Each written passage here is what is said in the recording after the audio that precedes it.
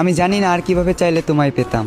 আমি তো আমার সাধ্য মতো তোমাকে চাইলাম, খোদার কাছে চাইলাম তোমায় মোনাজাতে দু হাত তুলে। তোমারও চাওয়া উচিত ছিল, কিভাবে পাবো তোমায় তুমি আমায় না চাইলে। আমার চাওয়াটা বেশি কিছু ছিল না, আমার চাওয়াটা ছিল খুবই সামান্য। চেয়েছিলাম এই জীবনের পথে তোমার হাত ধরেই হাঁটবো।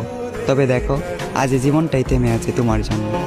এ দু চোখে আগে ছিল প্রেম ভালোবাসা, তবে এখন দুঃখ আর হতাশা।